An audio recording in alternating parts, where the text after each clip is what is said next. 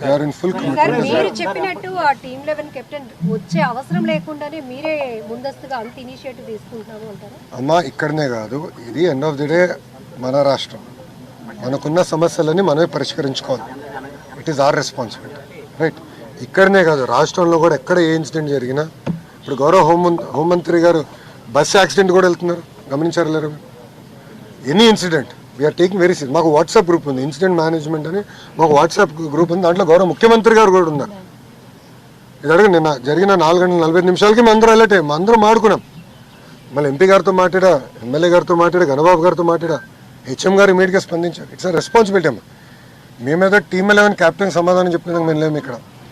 తెలుగులకి కోసం, ఆంధ్రుల కోసం సమాధానం చెప్పాలి. మా బాధ్యత ఇది. 164 స్థానాలు గెలిపించిన తర్వాత మేము పరదాలు కట్టుకుని తిరగట్లేదు ఎవరు. పాప కార్మికుడు ఎక్కడి నుంచో దూరం నుంచి అరుస్తుంటే నేను ఎందుకు అరుస్తున్నానా? దగ్గర రా అడిగి, దగ్గర వచ్చాడు, మేము కూర్చున్నాం, మాట్లాడుకున్నాం. ఇది మందే భయ్, మన ప్లాంట్, మన రాష్ట్రం, మన సమస్యలు మనమే పరిష్కరించుకోవాలి. అంతేగాని మీరు కాబట్టి నాకేదో కొంచెం బీపీ పెరిగితే ఏం సాధిస్తాం? బీపీ వస్తుంది అంతే, సమస్యలు పరిష్కారం అవ్వు కదా.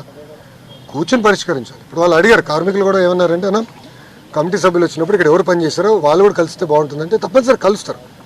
ఎందుకంటే అక్కడ ఏం జరిగింది, ఎలా జరిగింది వాళ్ళు కూడా వివరంగా తీసుకుంటారు. కమిటీ ఈరోజు సాయంత్రం వస్తారు, ఉంటారు ఎక్స్పర్ట్స్.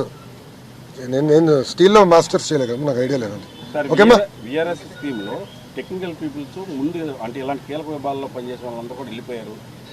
అది నివేదిక ఇవ్వనండి అన్న, వీళ్ళు గోత్రుడు అంటే అన్ని ఊహాగానాలు. మీరు చెప్పింది ఏంటంటే కార్మిక సంఘ నాయకులు అంటున్నారు. మీరు ఇప్పుడు మూడో ప్రశ్న మీరు అడిగిన అన్ని ప్రశ్నలు అదొకటి వచ్చింది. ఎవరు అడిగారు కదా, కార్మిక సంఘ నాయకులు ఇది అన్నారు, కార్మిక సంఘ నాయకులు అంటున్నారు. వాళ్ళ సమాధానం చెప్పేదాకా నేను లేను. ఎవరు అరే వాళ్ళు అడుగుతారు, వాళ్ళకేం పోయింది? వాళ్ళు ఆయన ఎంత బాధ అంటే చెప్పేసి వెళ్ళండి అంట. ఎంత బాధ వస్తుందండి, దానికన్నా ఎక్కువ వస్తుంది కొంత కుటుంబాలకని నేను అనుకుంటే చెప్పేసి మీరు వెళ్ళిపోండి. అదే మరి. అని ఇంకో నాయకుడు ఎంత బాధ అండి, మీరు తెరిపించారు కనుక జరిగిందంట.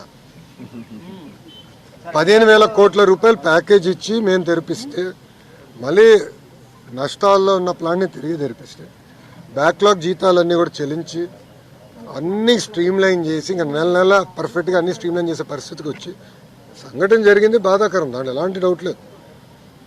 కానీ ఇంకోసారి జరగకుండా చూసుకోవాల్సిన బాధ్యత ఉంది. విశాఖని పూర్వ వైభవం తీసుకొచ్చే బాధ్యత మా పైన 100% అది మేము చేస్తాం. ఓకేనా? థ్యాంక్ యూ అని ఉంటానన్నా. జై హింద్. Thank you.